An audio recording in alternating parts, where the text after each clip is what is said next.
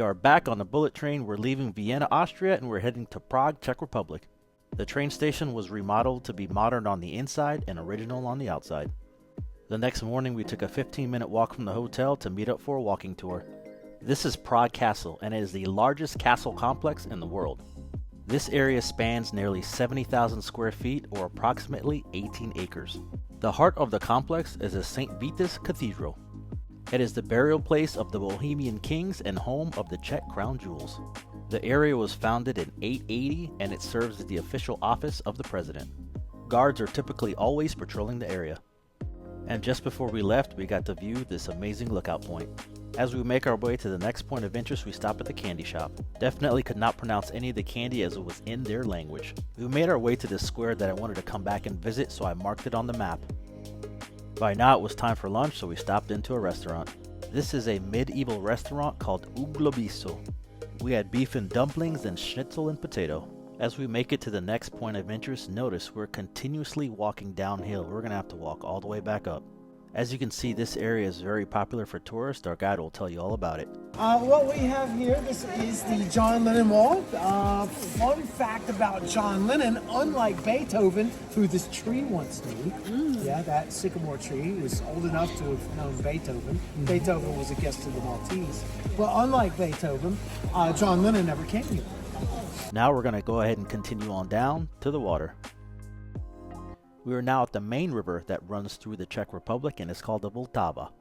We're going to take about a 50-minute cruise to take a look at the city from the water. This river is 267 miles long and has 18 bridges. When we were here, it was about 30 degrees, but in the summer, people ran paddleboards and kayaks here. Believe it or not, the water from this bridge was pumped directly into homes for drinking, but not anymore as that ceased in 1912. This is a dinner boat here, and if you come back in the evening, you can book a dinner boat, which is about an hour and 20 minutes. If you travel further south on the river, they built dams. These dams regulate water flow and also generate hydroelectric power.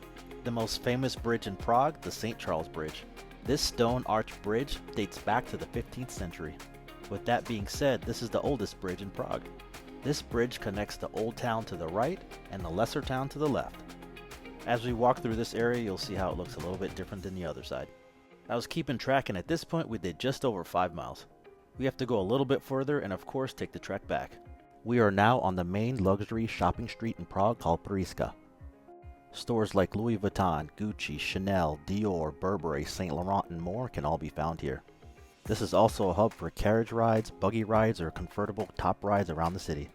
There is also a monument here that the people of Prague are extremely proud of. Looking at right here is my favorite thing in the city. I think this is probably the most impressive little site here.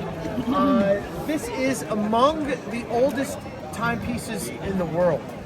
It is the third oldest astronomical clock and the oldest one that still operates in existence.